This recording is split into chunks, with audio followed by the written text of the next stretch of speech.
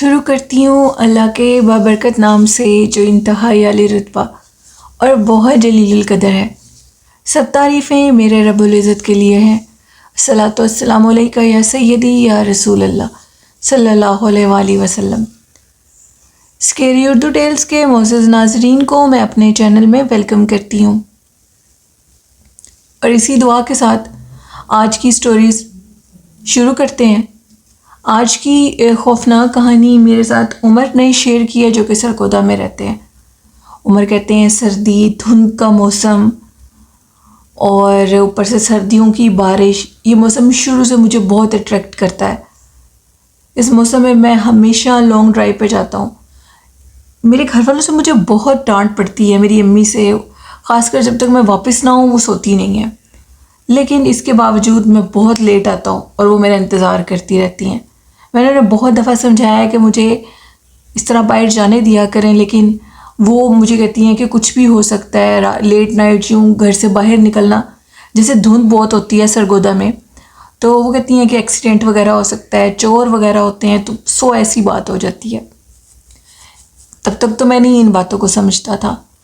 کہتے ہیں کہ آپ کے لسنرز اگر امیجن کریں کہ سردیوں کے موسم میں، دھند کے موسم میں انسان اکیلا ہو اور شدید ٹھنڈ ہو، اور اچانک سے آپ کے ارد گرد کسی کی سرسراہٹ کی آواز آئے، کسی کے قدموں کی آہٹ کی آواز آئے، تو اس ٹائم آپ کو کیا لگے گا؟ آپ کے دل پہ کیا بیتے گی؟ یا تو آپ کو یہ لگے گا کہ آپ کا ادھر ہی ہارٹ فیل ہو جائے گا، تو یا پھر آپ وہاں سے نکلنے کی کریں گے۔ اسی طرح کا کچھ کام میرے ساتھ بھی ہوا۔ جب امی مجھے لیٹ نائٹ لانگ ڈرائیو پر نہیں جانے دیتی تھیں، ایک دن انہوں نے اس حد تک کر دیا کہ انہوں نے مجھے اپنی قسم دے دی اور میں نے جانا چھوڑ دیا۔ کچھ حد تک امی ٹھیک بھی تھیں کہ جن روڈز پہ میں جاتا تھا وہ کافی سنسان اور غیر آباد تھے۔ پھر میں نے یہ طے کیا کہ اب میں 10 بجے کے درمیان گھر سے اپنے علاقے کی طرف دھند میں کانوں میں ہینڈ فری لگاتا تھا اور انجوائے کرتا تھا دھند کو، اور میں اپنے فیوریٹ چیزیں سنتا تھا کانوں میں لگا کے، اور اس طرح دھند کو انجوائے کرتے ہاتھ میں کافی کا کپ پکڑ کے گھومنے پھرنے نکل جاتا تھا۔ 11 بجے تک میں واپس آ جاتا تھا۔ ایک دن میں گھومتے گھومتے میں نے اپنے کانوں میں ہینڈ فری لگا کر اپنا فیوریٹ شو سن رہا تھا، اور مجھے اتنی ہوش نہیں تھی کہ میں جا کہاں رہا تھا۔ کہتے ہیں کہ گھومتے گھومتے میں ان پرانے راستوں کی طرف نکل گیا جن کی طرف آبادی بہت کم ہے۔ 1-2 ہی گھر ہیں، وہ بھی کچے اور ٹوٹے پھوٹے گھر ہیں وہ پرانے، تو ادھر لوگ بہت کم جاتے ہیں، اور جو اس علاقے کے لوگ ہیں وہ جلدی سو جاتے ہیں، کیونکہ وہ تھوڑا سا علاقہ شہر سے باہر کی طرف ہے۔ مجھے گھومتے گھومتے ہوش ہی نہیں رہ جاتی تھی۔ کہتے ہیں جیسے میں ادھر گیا تو اتنی تیز ہینڈ فری میرے کانوں میں آواز تھی، اس کے باوجود مجھے میرے قریب سے واضح طور پر کوئی میرے پیچھے سے گزرا، اور اس کی آہٹ بہت تیز تھی۔ اس کی آہٹ چونکا دینے والی تھی۔ اس کی آہٹ واضح طور پر اتنی واضح تھی کہ میں اس کی آہٹ سے چونک گیا تھا، اور چونکا بھی بہت شدید تھا۔ مجھے اب یہ لگا کہ جیسے میرے پیچھے کوئی ہے، مجھے یہ لگا کہ شاید کوئی چور ہے۔ میں نے جلدی سے اپنے موبائل کو اپنے پاکٹ میں ڈالا اور پیچھے سے پلٹ کے دیکھا تو سوائے دھند کے کچھ نہیں تھا، اور یہ بھی نہیں تھا کہ کوئی میرے قریب ہو۔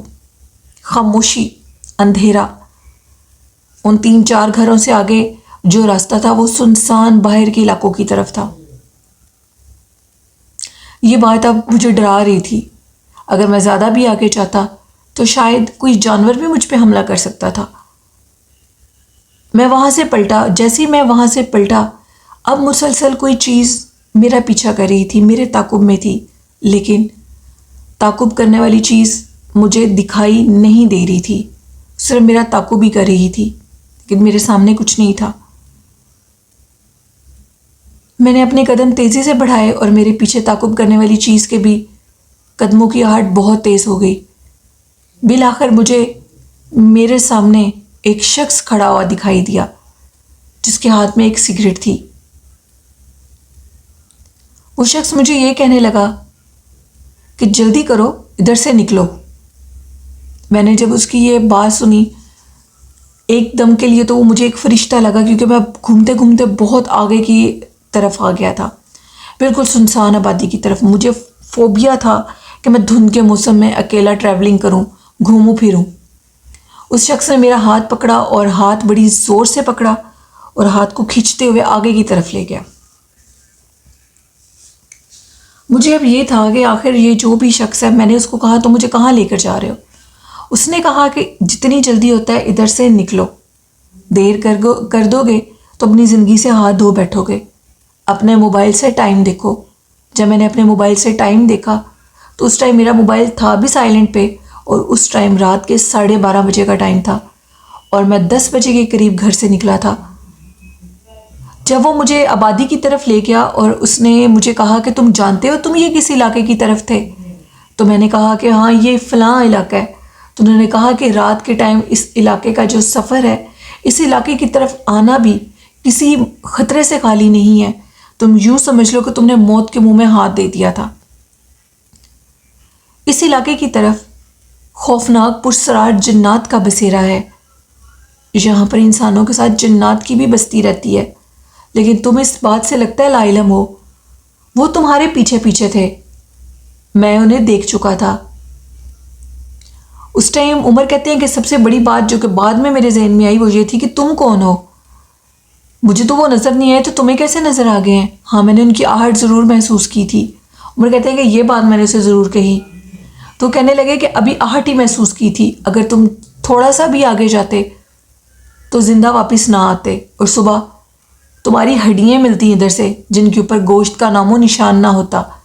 یہ انتہائی پرسرار علاقہ ہے۔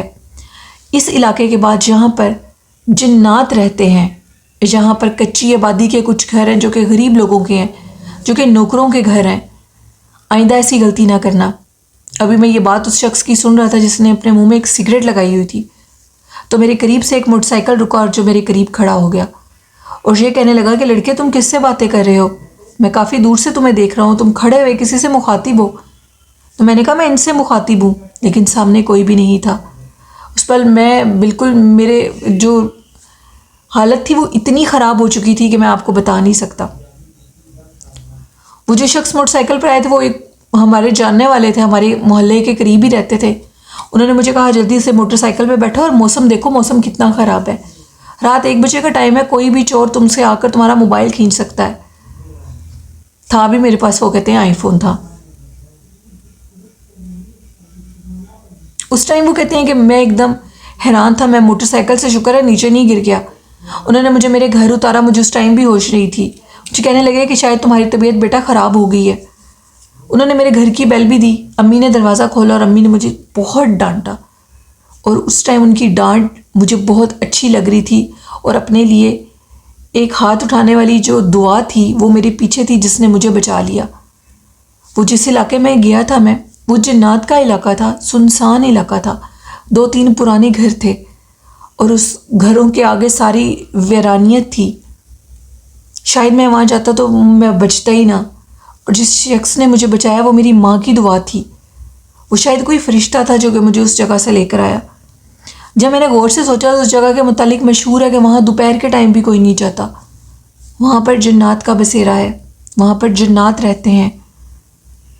میرے پیچھے جن کے قدم تھے وہ جنات تھے، وہ مجھے جان سے مار دیتے، لیکن میری ماں کی دعا نے مجھے بچا لیا۔ اس دن کے بعد وہ کہتی ہیں کہ سردیوں کے موسم میں مجھے اب ڈر لگتا ہے جب دھند تیز ہوتی ہے کہ کہیں کوئی بے وقوف، کوئی سر پھرا میری طرح اس طرح دھند کے موسم میں باہر نہ نکلے۔ مجھے تو میری ماں کی دعا نے بچا لیا، اگر اس کے پیچھے دعا کرنے والا کوئی نہ ہوا تو وہ اپنی جان سے ہاتھ دھو بیٹھے گا۔ کہتے ہیں جب میں لانگ ڈرائیو پہ جاتا تھا تب بھی میرے ساتھ واقعات پیش آتے تھے، لیکن تب میں گاڑی میں ہوتا تھا۔ کہتے ہیں کہ باقاعدہ طور پر میں جب سنسان راستوں سے رات کے ٹائم گزرتا تھا تو میں نے اپنی آنکھوں سے کئی جھرنے دیکھے۔ وہ کہتے ہیں کہ 2 واقعات میری زندگی میں پیش آئے۔ دوسرا واقعہ یہ تھا کہ ایک دفعہ میں بہت لانگ ڈرائیو پر آگے تک چلا گیا تھا، کافی دور چلا گیا تھا، اور جیسے میں کافی دور گیا تو میری جو گاڑی کی لائٹ تھی، اچانک میری گاڑی خود رکی، اور میری گاڑی کی لائٹ میں مجھے جو نظر آیا منظر وہ انتہائی حیران کن تھا، ڈرا دینے والا تھا۔ سامنے 2 بکری کے بچے تھے جن کو دیکھتے دیکھتے وہ بکری کے بچے ایک کتے کے بچے کے روپ میں بدلے اور پھر ایک بلی کے روپ میں ہو گئے، اور بلی کے روپ میں ان کی ہائٹ کسی گدھے کی طرح ہو گئی تھی۔ وہ انتہائی خوفناک منظر تھا جس کو دیکھ کر میں نے بڑی تیزی سے اپنی گاڑی کو بیک ریورس کیا اور واپس گھر چلا گیا۔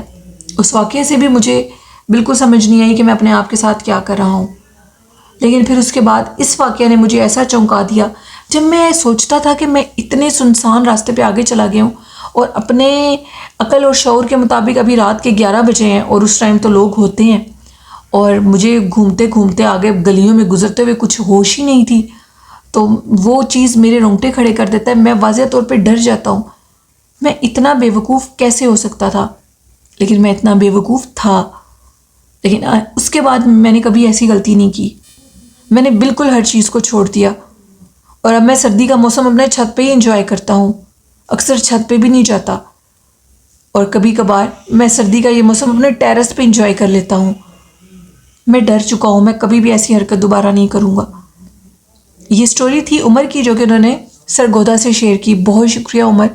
تو لسنرز، یہ سٹوری جو کہ عمر نے شیئر کی، یہ بہت سے لڑکوں کے لیے ایک سبق ہے، جو کہ اپنے والدین کی بات کو نہیں مانتے اور وہ اس طرح لانگ ڈرائیوز پہ جاتے ہیں، اور چاہے سردی ہو یا گرمی ہو، تو ایسی سنسان جگہوں پہ بالکل مت جائیں، کیونکہ حفاظت پچھتاوے سے بہتر ہے۔ پرہیز کریں، ایسی جگہوں پہ جنات ہوتے ہیں، چور ہوتے ہیں، اللہ کی کئی مخلوقات ہوتی ہیں جن کے متعلق ہم نہیں جانتے، اور ان کو دیکھ کر اس ٹائم ہماری حالت جو ہوتی ہے، کمزور دل کے لوگ، ان کی ڈیتھ بھی ہو جاتی ہے، وہ بے ہوش بھی ہو جاتے ہیں، ان کو ادھر کوئی نہیں جانتا، جس طرح انسان کی زندگی میں بہت سے نقصان آتے ہیں۔ تو پلیز آپ سب لوگ اپنا خیال رکھا کریں، جتنا ہو سکتا ہے اپنے بڑوں کی بات کو مانیں، وہ کبھی ہمارا برا نہیں چاہ سکتے، اس بات پہ یقین رکھیں۔ تو بڑھتے ہیں آج کی لاسٹ خوفناک کہانی کی طرف۔ یہ خوفناک کہانی شیئر کی ہے ہبت اللہ نے، جو کہ کینیڈا اور امریکہ میں رہتے ہیں۔ وہ کہتے ہیں کہ میں کینیڈا میں بھی اکثر جاتا ہوں اور امریکہ میں بھی میرا جانا ہوتا ہے۔ تو اب کی بار جو سٹوری شیئر کر رہے ہیں وہ کینیڈا سے شیئر کر رہے ہیں، اور وہ کہتے ہیں کہ اسی طرح کا ایک واقعہ میں آپ کے ساتھ اب اور شیئر کروں گی، کیونکہ میں یہ واقعات جو کہ میرے ساتھ کافی لسنرز نے شیئر کیے ہیں اور جو ٹاپک سیم ہوتے ہیں، وہ واقعات میں ایک دن شیئر کرتی ہوں۔ ہبت اللہ کہتے ہیں کہ میں باہر کے ملک سے آیا ہوا تھا اور سردیوں کا ہی موسم تھا، اور میں اپنی چھت پہ بیٹھا ہوا تھا۔ میرے باقی بھی کزن تھے، ہم لوگوں نے آگ لگائی ہوئی تھی اور سینٹر میں آگ چل رہی تھی، اور ادھر ہم موبائلز دیکھ رہے تھے، اپنی باتیں کر رہے تھے۔ ہم لوگ ہوٹل سے کھانا لے کر آئے تھے، چھت پہ بیٹھ کر ہم نے کھانا کھایا۔ اب وہ کہتے ہیں کہ تھوڑی ہی دیر گزری تو میرے جو کزن تھے، مطلب سب میرڈ ہیں، بیوی بچے آ گئے اور سب لوگ نیچے چلے گئے۔ میرے بیوی بچے تب میرے ساتھ آئے نہیں ہوئے تھے پاکستان، انہوں نے ابھی آنا تھا۔ کہتے ہیں کہ میں اب بیٹھا اپنا موبائل استعمال کر رہا ہوں، چھت پہ لائٹ جل رہی تھی اور سردی کا موسم تھا، لیکن آگ میں انجوائے کر رہا تھا، مجھے سردی لگنے نہیں دے رہی تھی وہ آگ، میرا دل نہیں چاہ رہا تھا کہ میں نیچے جاؤں۔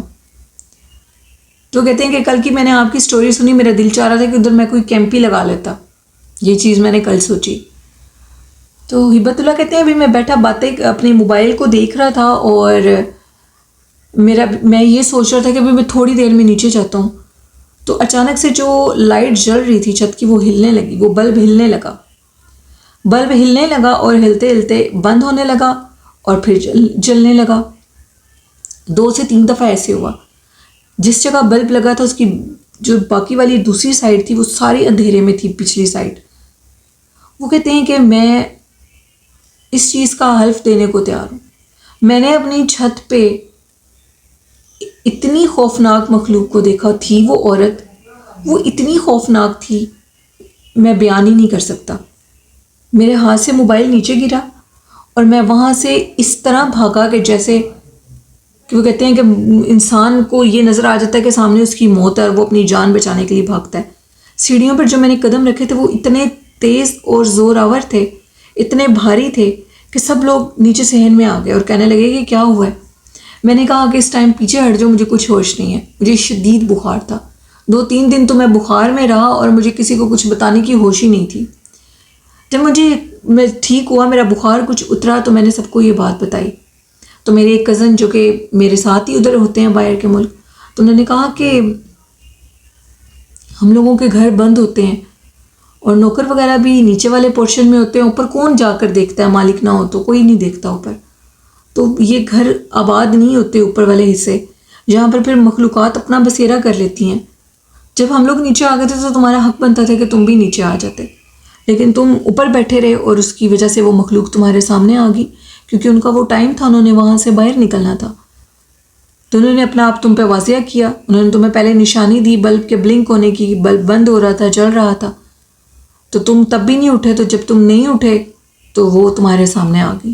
کہتے ہیں کہ وہ اتنا خوفناک منظر تھا، اس کی زبان اس کی ٹانگوں تک تھی، وہ اتنی لمبی اور اتنی بڑی اس کی زبان تھی، اس کا چہرہ اتنا خوفناک تھا کہ میں آپ کو بیان ہی نہیں کر سکتا وہ کیا منظر تھا۔ اس ٹائم انسان کی حالت کیا ہوتی ہے۔ میں یہ چاہتا ہوں کہ آپ کے کوئی لسنر بھی کبھی ایسی مخلوق کو نہ دیکھے۔ یہ کہانی تھی ہبت اللہ کی جو کہ انہوں نے کینیڈا سے شیئر کی۔ بہت شکریہ ہبت اللہ۔ تو یہ تھیں آج کی خوفناک کہانیاں لسنرز۔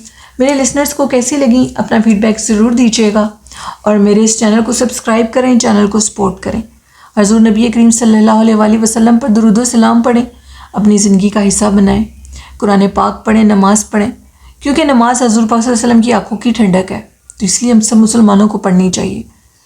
صدقہ کرتے رہیں، خیرات کرتے رہیں، والدین سے محبت کریں، اچھے کام کریں، یہی ساتھ جانے ہیں، یہی دولت ساتھ جائے گی، دنیاوی دولت تو ادھر ہی رہ جائے گی۔ آئی ہوپ میرے لسنرز اس پہ ضرور عمل کریں گے۔ اسی کے ساتھ اپنی ہوسٹ نیلم یاسین کو اجازت دیجیے۔ اپنا اور اپنے والدین کا بہت سا خیال رکھیے گا، اور مجھے بھی دعاؤں میں یاد رکھیے گا۔ اللہ حافظ۔